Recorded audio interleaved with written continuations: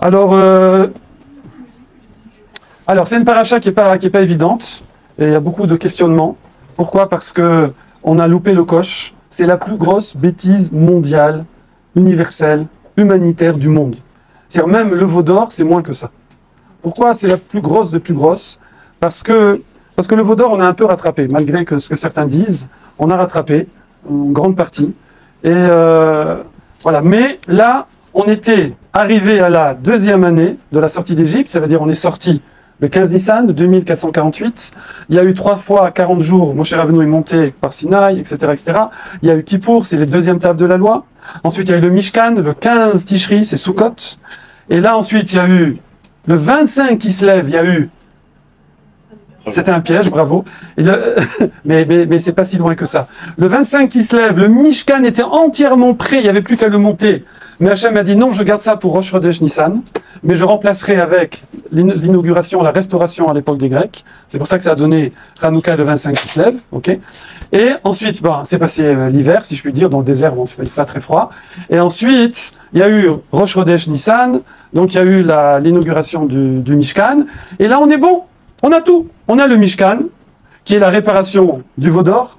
On a les Anané Kavod, les nuées de gloire sont revenues. On a la manne, oui. On a Moshe Rabbeinu. On est bon. On arrive à la frontière d'Eretz Israël. Il ne reste plus qu'à rentrer. Moshe Rabbeinu, c'est le Mashiach. On se met le Beth Amikdash et c'est fini. On enlève les Serara et c'est Biat HaMashiach et tout va bien.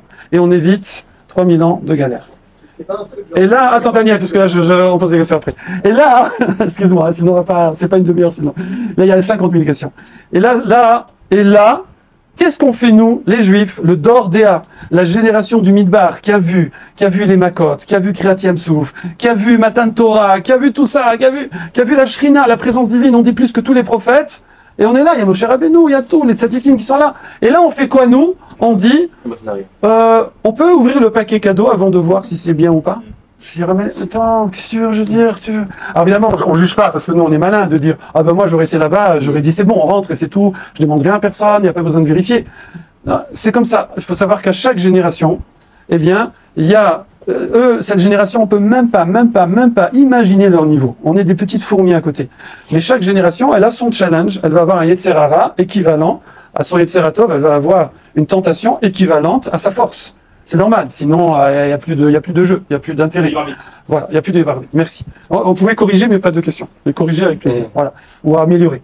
Donc il n'y a plus de libre arbitre. Et plus que ça, c'est que Moshe Rabbeinu, qui va demander d'envoyer des explorateurs pour aller vérifier? Alors je vais vraiment résumer, parce que c'est des choses très profondes, mais on peut pas. Il y a 20 pages là, dans ce livre, on va survoler pour arriver à l'essentiel, à nous, à ce qu'on a besoin d'apprendre. Parce qu'évidemment, comme je dis souvent, il faut enlever le drone. Ça veut dire que la Torah ici, la Torah, elle va pas nous expliquer historiquement qu'est-ce qui s'est passé, pourquoi il s'est passé, qu'est-ce qu'ils ont pensé, et là on fait la pause pizza. Déjà.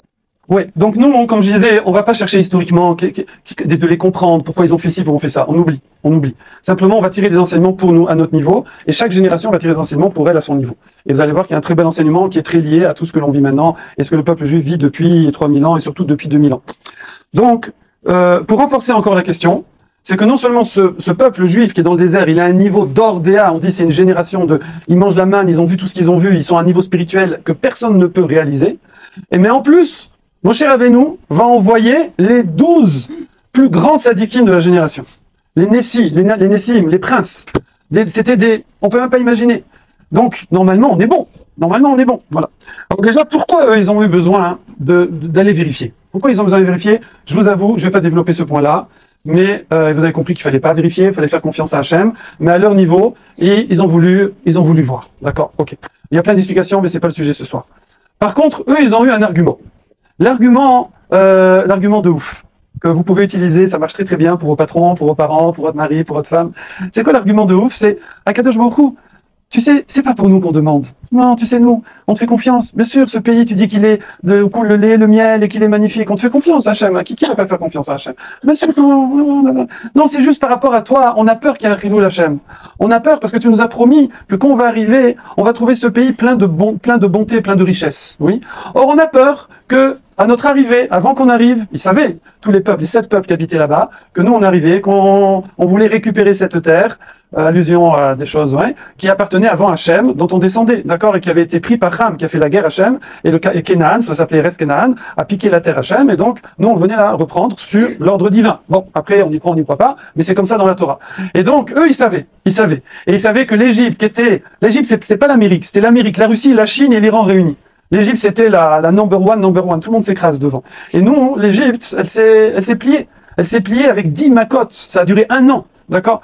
Et même Pharaon, il a fait tchouva à la fin, d'accord? Donc, qui peut espérer quelque chose? Qui peut espérer quelque chose face à ce peuple qui a Hachem avec lui? Donc, ils vont avoir peur.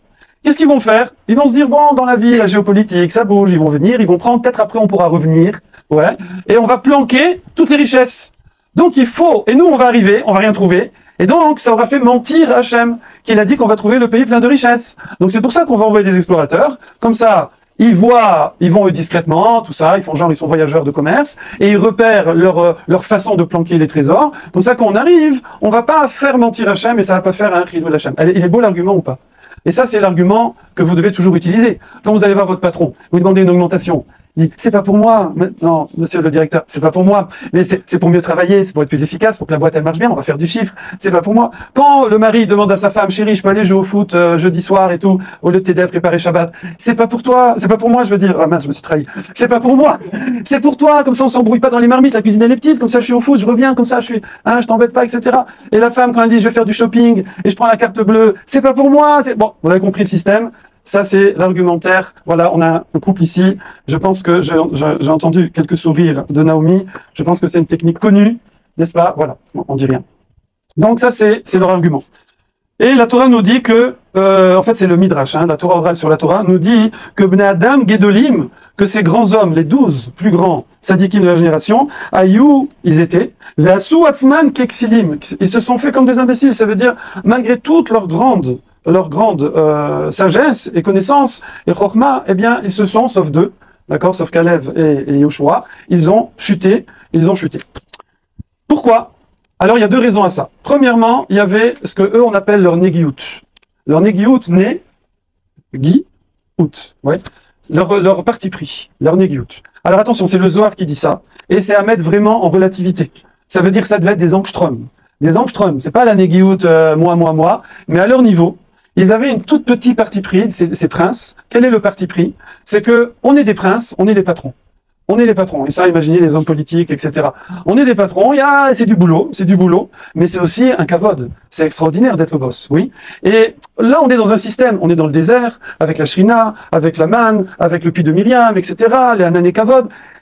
On est adapté à ce système. Qui nous dit que quand on va rentrer en Eretz Israël, où là on va vivre peut-être de façon plus naturelle, qui nous dit qu'on sera encore les patrons? Peut-être qu'on sera plus les patrons. Et souvent c'est comme ça. C'est un autre système. Donc ils ont eu peur de perdre leur place. Attention, hein, c'est 1 milliard d'M. À 999, je sais pas combien. Ouais, ça fait pas 1 milliard d'M, 199. En bref, la grande majorité, on n'a pas les chiffres, mais la grande majorité, ils ont fait les Shem Shamaim, ils ont fait les choses pour Akadosh Baruch Hu, pour le clan d'Israël, de faire ce qu'on appelle la shlichut, c'est-à-dire leur mission, d'aller explorer. Mais il y avait un petit truc en eux. Et ceux qui les ont envoyés, donc ça s'appelle le Méchaliar Aaron Kourdulpan, qui est maintenant passé le mardi à 20h30, qui est extrêmement apprécié. À chaque fois que Aaron il s'en va, ceux qui sont du Ulpan, ils me disent qu'est-ce qu'il est bon le cours, d'accord? C'est pas une blague, hein, je suis sérieux. Donc, avant on avait Julien, mais bon, maintenant il donne des cours à Naomi. Alors, le Méchaliar, c'est celui qui missionne, et le Chaliar, c'est celui qui fait la mission.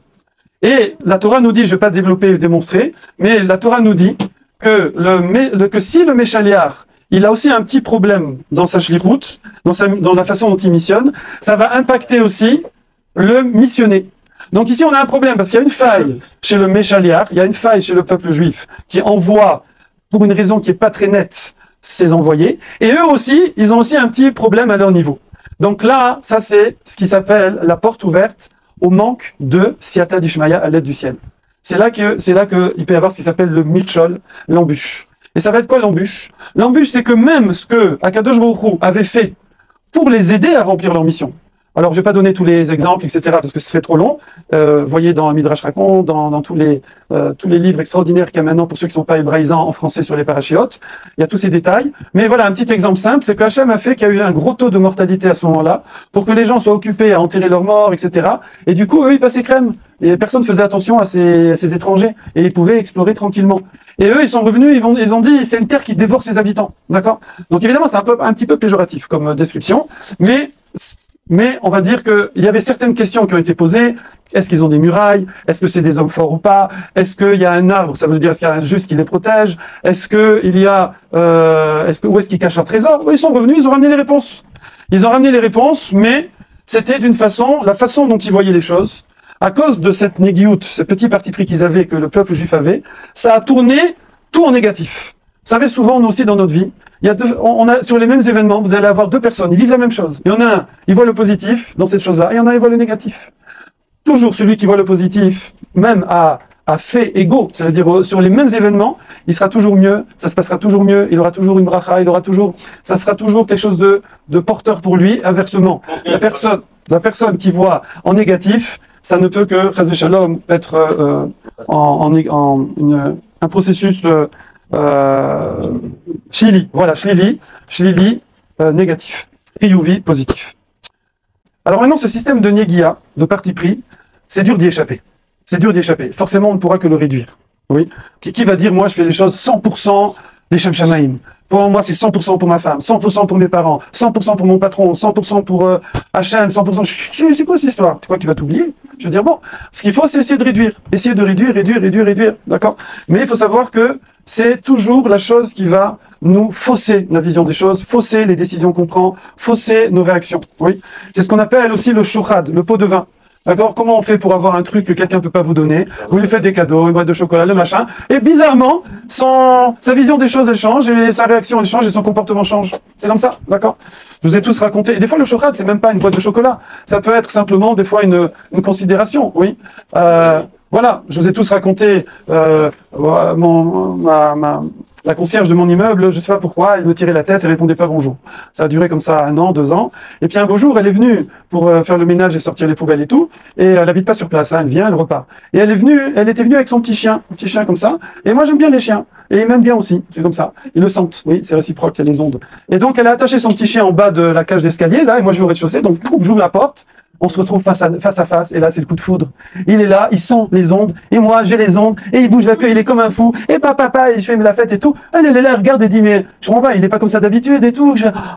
Comme un fou. Après, c'est, bonjour monsieur, comment ça va monsieur? Votre vélo, vous pouvez le mettre comme ça, le truc, déjà. Alors avant, elle nous criait dessus, etc. C'est ça, changement instantané. Je veux dire, pourquoi? Parce que son petit chien, c'est important, et donc, négiout. Il y avait un parti pris négatif. Peut-être une vague d'antisémitisme, je ne veux pas généraliser, les juifs ils voient ça partout. Et ensuite il y avait la négiout au parti pris que son chien c'est mon poteau, et je suis le poteau de son chien, et donc ça y est, moi je suis son poteau, c'est fini, c'est comme ça. Et donc c'est général. Voilà. Maintenant, quelqu'un m'a envoyé un clip sur WhatsApp, et j'ai été choqué. Alors il pensait que j'allais trouver ça sympathique. En fait c'est un clip, je vais pas le refaire, hein, mais rapidement, qui compare le peuple juif, qui, Chazé Shalom, il se passe ça, on fait une marche silencieuse. Par contre, quand il se passe ça chez certains, ils mettent la France à feu. Bon, vous avez compris la comparaison, etc. Donc, il compare à chaque fois le peuple juif, depuis, dans des tas de gros événements anciens ou récents, à d'autres peuples sympathiques, et à leur réaction qui est différente, etc., etc., ou les réactions des nations par rapport au peuple juif. Ouais, vous avez compris. Donc, c'est de l'antisémitisme du début jusqu'à la fin, qui est comme ça décliné, qui est crié par ce clip, voilà, gentiment, hein, comme d'habitude chez nous. Et à la fin, il dit, où est-ce qu'on va? C'est la fin du monde. Dieu peut-il encore nous sauver? Oui. Alors, j'ai répondu à la personne, je lui ai dit, non, on peut pas dire Dieu peut-il nous sauver.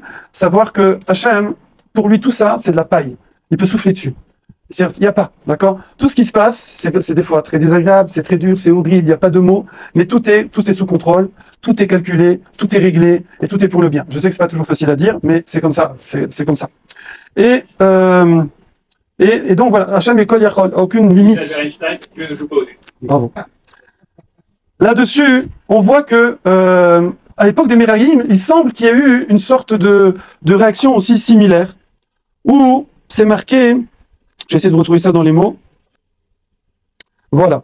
Alors, c'est dans Dvarim. Alors, vous savez, en fait, les Meraglim, c'est dans la paracha de la semaine, mais c'est répété au début de Dvarim, dans le 5e livre de la Torah, où là, il y a un petit résumé, où il y a aussi des enseignements là-bas. Et là-bas, c'est marqué dans Dvarim, va etargenu, be'elohechem, vetomru, besinat Hashem otanu otzianu meretz Misraim. Que les Bnei Israël, Rashi, il dit, c'est quoi ce mot bizarre là, tergenu, c'est pas très courant comme mot, c'est la shonara. On a fait du lachonara, si on peut dire, sur Hachem, en disant que Hachem, parce qu'il nous haït, il nous a fait sortir d'Égypte. D'accord? C'est ça qui a provoqué ce fameux événement des Meraglim. Ouais, je préciserai un truc que j'ai oublié de préciser. Hachem nous a sortis d'Égypte parce qu'il nous haït. La tête au Tanou Beyad Aemori. Pour nous lancer dans les mains des peuples qui sont en Canaan, qui étaient des peuples très forts, dont les Émoris, on les appelle les Émoris de façon générale, même s'il y a 7 peuples, les Hashmid et nous pour nous détruire. D'accord? Et après c'est marqué, quoi les bénis Israël? Et après c'est marqué, Vechiem Kafrou Bachem, le Midrash nous dit, est-ce que ils ont douté d'Hachem, chez No Yachol Yavi Otam Israël, qu'Hachem il n'a pas la force de nous amener en Israël? C'est quoi? C'est qu'Hachem il peut pas? Hachem, il peut pas? Est-ce que c'est possible de penser une chose pareille? Comment les Bnei Israël ont pu douter qu'Akadosh Baruch Hu, ils ont pu avoir peur et dire c'est des géants, les villes sont fortifiées, c'est une terre qui avale ses habitants, les fruits ils sont énormes, donc c'est où? On va pas y arriver, on va pas y arriver. On va pas y arriver, c'est pas toi qui vas le faire, c'est Hachem qui va le faire. Il dit, non, non, parce qu'Hachem peut-être, qui nous a amenés ici pour nous faire zigouiller, parce qu'il nous aime pas. Attendez, tout le monde demande, le Sforno il demande, il dit je comprends pas, et tout le monde demande, mais vous avez pas vu tous les miracles là depuis 2 ans? Depuis 3 ans, en fait. Puisqu'il y a eu toute l'année en Égypte. Et après, il y a eu, c'est la 2e année, avec tous les miracles qu'il y a eu dans le désert jusque-là, Matan Torah et tout, la manne et tout. Est-ce qu'il y a d'un seul coup, vous croyez qu'Hachem ne vous aime plus ou quoi? Et où est le problème? Et le pire, c'est qu'ils disent, oui, parce qu'on a fait... C'est vrai qu'ils ont fait des fois des petites bêtises dans le désert, c'est vrai, dans ces 2 ans, on n'a pas toujours été clean, hein, c'est vrai. Mais c'est même pas ça qui leur fait peur, c'est qu'on a fait de l'idolâtrie en Égypte. Peut-être qu'à cause de l'idolâtrie qu'on a fait en Égypte, là, on va se prendre une raclée. D'accord? Mais Moshe Rabbeinu, il leur dit, mais non, rassurez-vous, Akadosh Baruch Hu, il est chesed, il est bonté. La bonté qu'il a eue avec nous depuis 3 ans, il va continuer, n'ayez pas peur, on va rentrer, etc. Ça, c'est quoi? Ça peut nous concerner. Ici, voilà, le Sfat Emet, il explique là-dessus, et c'est ça le scoop à laquelle je voulais arriver avec vous. Enfin, il y a 2 scoops. Premier scoop, c'est que Akadosh Baruch Hu, entre guillemets, il n'est pas contrariant. Ça veut dire, si nous, alors attention, là c'est un gros scoop. Vous êtes prêts? Je vais le dire de façon très simple. Très simple. Si quelqu'un y croit Hachem, il est méchant, ben voilà. Si quelqu'un y croit qu'Hachem, il n'est pas Kulo Chesed, ben voilà. Si Hachem y croit qu'Hachem, il est Kulo Chesed, qu'il est bonté, qu'il est miséricorde, alors Hachem, il est bonté, il est miséricorde, il est Chesed. Akadosh Baruch Hu, il n'est pas contrariant. Si quand quelqu'un il parle à Hachem comme ça, il attend d'Hachem, il prie, évidemment, après on peut pas tout avoir dans la vie, hein, évidemment, d'accord. Mais plus quelqu'un va considérer Hachem, s'adresser à lui, le prier sur un certain mode, eh ben Akadosh Baruch Hu, il va agir sur ce mode-là. Si par contre il arrive comme ça, en vérité, hein, Akadosh Baruch Hu fait ça, mais chez les êtres humains aussi c'est comme ça.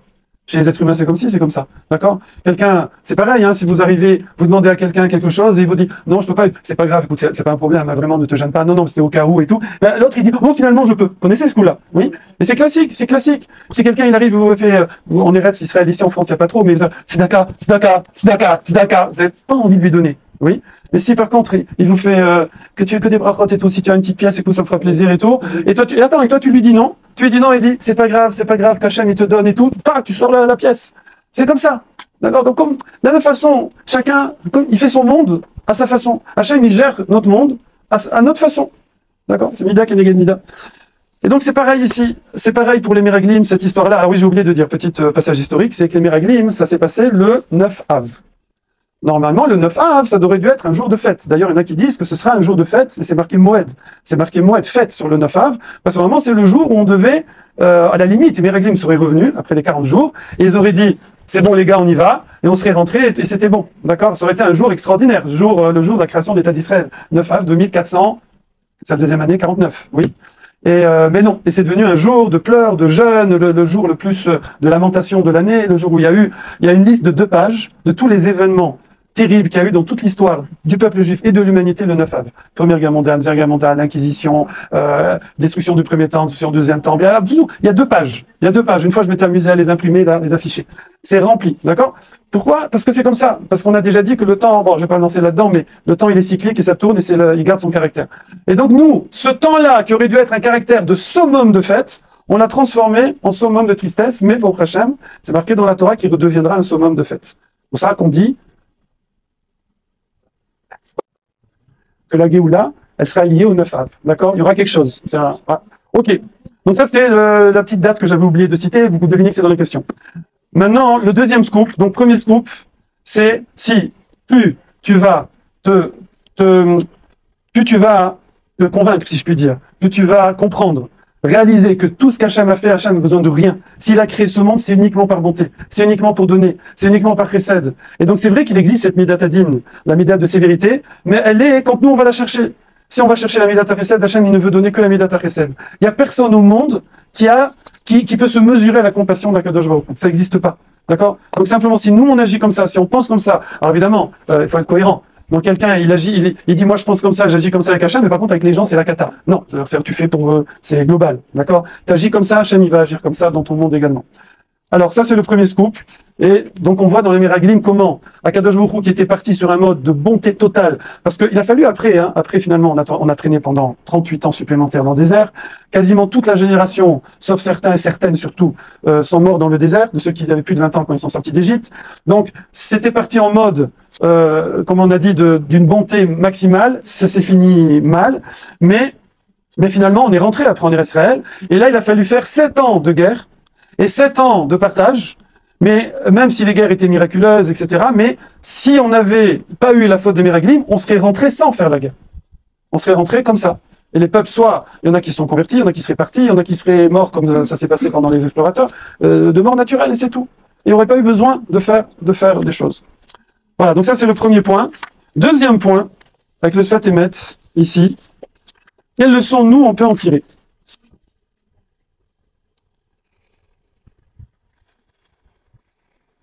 Alors il y en a 2, on va la prendre des 2 qui n'ont pas trébuché. C'est Yoshua bin Nun et Kalev ben Yefoune. Je ne vais pas rentrer dans le détail, que Hachem, Moshe Rabbeinu a rajouté une lettre à Yoshua, que Kalev est allé prier à Hebron sur le Kever des Sadikim, tout ça, il y a plein d'explications extraordinaires là-dessus. Bon, c'est pas le sujet, parce qu'il est déjà tard. Mais de façon générale, le point commun, c'est qu'ils se sont totalement annulés dans leur shlichut. Ils se sont totalement annulés dans leur mission. Alors je vais le faire très vite, parce qu'il est tard. Et il faut savoir qu'il y a plusieurs gemarotes, plusieurs endroits du Talmud et de la Torah, dont un midrash qui dit que En lecha chaviv lifnei Akadosh Baruch Hu ke shaliach chez mishtaliar leasot mitzvah. Il n'y a pas aussi cher à Hachem qu'un missionné qui est missionné par quelqu'un pour faire une mitzvah. Je refais doucement. Il n'y a pas cher à Hachem, le maximum de l'amour, si on peut dire, et donc la protection que quelqu'un va avoir, l'aide que va avoir quelqu'un, c'est quand il est missionné par quelqu'un pour faire une mission.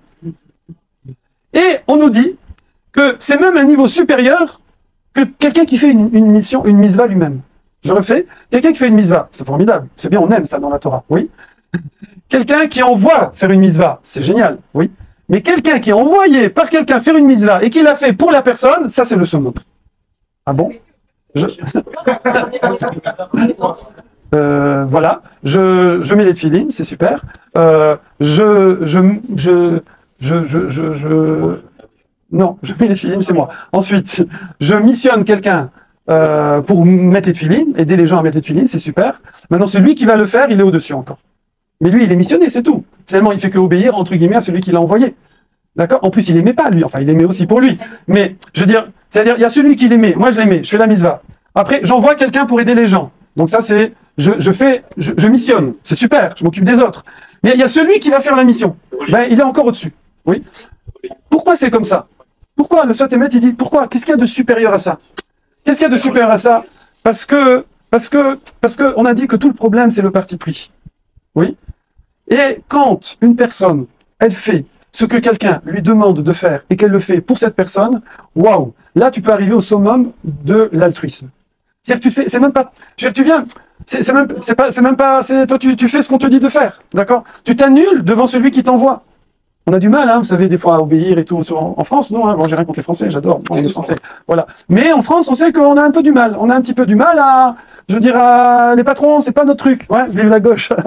Voilà. Donc, on a du mal avec les boss. Il y a d'autres pays où c'est pas comme ça. Les patrons, il y a un respect parce qu'ils donnent, ils entreprennent, ils donnent du travail, ils font trucs, etc. Mais en France, c'est pas trop le truc. Donc, et c'est ça la force du Shalia. Donc ici, on nous dit que Caleb et Yoshua, eux, ils se sont annulés devant leur mission.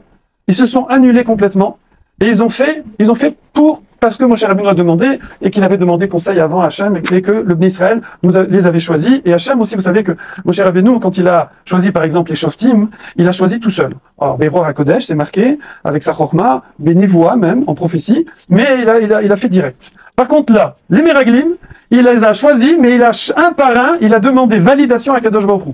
Il a demandé à Hachem, lui, fils de lui, oui ou non. Lui, fils de lui, oui ou non. Il a eu, ça s'appelle l'askama, on dit en hébreu, la validation du clan Israël et d'Akadosh Baruch Hu sur chaque missionné. Donc on voit que c'était sérieux, oui. Eh bien, il y en a deux, ils se sont annulés totalement devant leur mission. Et là, ça s'appelle Shaliar Mitzvah, Anan Nizakin. Ils sont pas endommagés. La Siyata Dishmaya, quand on fait une mitzvah, on a une Siyata Dishmaya, on a une aide du ciel. Quand on envoie, on aide des gens à faire une mitzvah, on a une aide du ciel. Quand on envoie quelqu'un qui est missionné par quelqu'un pour faire une mitzvah, il a encore plus d'aide d'Akadosh Baruch Hu. Comment nous on peut appliquer ça? Il dit le Sfat Emet, il faut que je vous dise dans les mots. Il faut qu'un homme, voilà, avec ça, le conseil, c'est que Adam yachol lenatzel mipigei haolam. Quelqu'un, il peut essayer de se sauver au maximum. Évidemment, on sera jamais Gan Eden, c'est pas ici. Ok, on est là pour bosser et tout. Mais il va être dans les conditions toujours optimales, allié d'écart, grâce à cela, chez Yireh Atzmo, qu'il se considère qu'est Shaliar Mitzvah, comme un Shaliar d'une Mitzvah, comme un missionné pour faire la Mitzvah. Par qui? Par Hachem. Évidemment. Et qu'il essaye au maximum de le faire que pour Akadosh Baruch Hu et de s'annuler devant cette mission, cette shlichut. Que quelqu'un, au lieu de vivre toute sa vie en se disant qu'est-ce que je vais gratter là, qu'est-ce que je vais gagner là, qu'est-ce que je vais avoir là de ci, de ça, pas besoin de citer de quoi. Au lieu de ça, il est tout le temps en train de chercher comment je peux servir Akadosh Baruch Hu, comment je peux être un Shaliar d'Akadosh Baruch Hu, essayer de faire au maximum, de m'annuler petit à petit, hein, attention, hein, faut pas griller des étapes. Eh bien ça, une personne, alors comment on fait ça?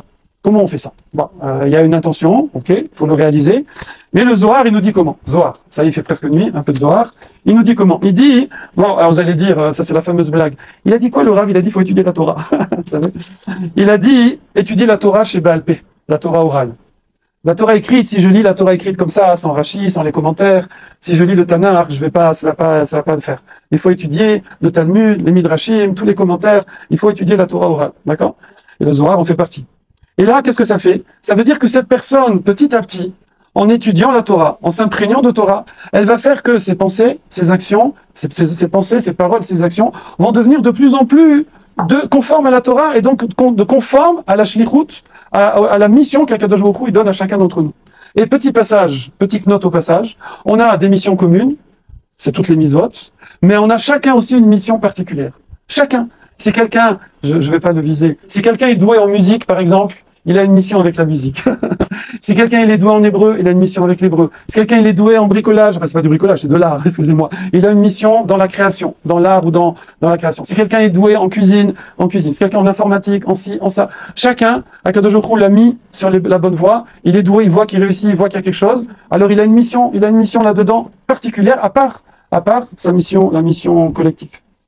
Et plus une personne, elle va s'annuler vis-à-vis de ça, plus cette personne-là, elle va avoir cette adishmaya, avoir une réussite extraordinaire et au maximum une protection de toutes les choses difficiles de ce monde par lesquelles, hélas, il faut des fois quand même passer parce que c'est comme ça, on n'est pas encore au Gan Eden. Voilà ce que je vais partager avec vous. Hazak à vous. Voilà. Je vous applaudis. Voilà.